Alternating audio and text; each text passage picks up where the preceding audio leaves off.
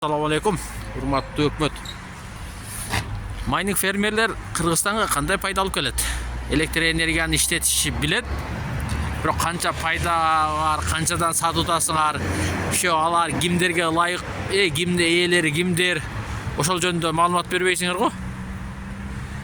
Биз майнинг фермерлерден паланча миллион таптык деп маалымат бербейсиңер. Тетиги казинодон канча миллиардтап Акылбек Жапаров жылына миллиардтап түшөт. Ушу карызды ушу казинодон түшкөн акча менен төлөйбүз дедиле.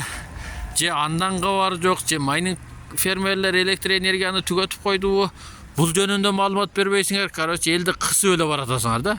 Бул майнинг фермерлер жөнүндө бир толук кыскача элге карапайым эл түшүнө турган жалпак тил менен түшүндүрүп кетсеңер, алардын кандай пайдасы бар?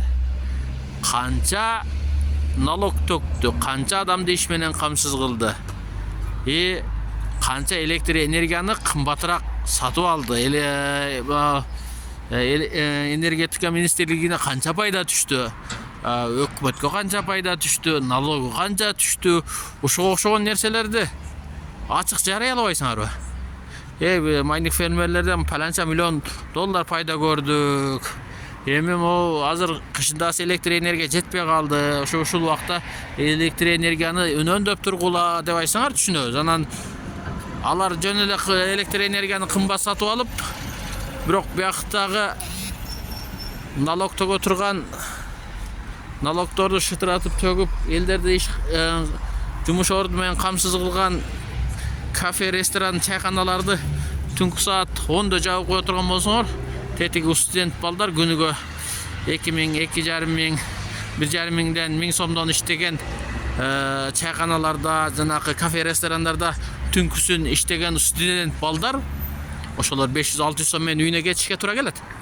Ошолордун иш ордун жабып атасыңар. Силер азыр биз тартиптүү макул, тойкананы бир жол жапсаңар болот.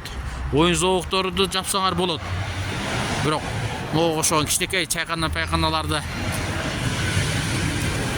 кафе, адамдар кирип тамактануучу жайларды жаба турган болсоңор, ал жерде канчалаган жумушчулар кечинде жумушу жок калат.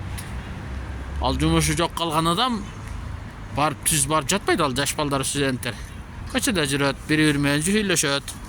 Свет жок болсо дагы отура берет түндөс. Иши кылса, ошо майнинг фермерлер жөнүндө маалымат берип, канча пайда, канча жумуш орду менен, канча налог, канча Кыргызстанга пайдасы тийди, ошол жөнүндө маалымат берсеңер, ошону мен өзүм талап кылып кетем, Кыргызстан жараны катары.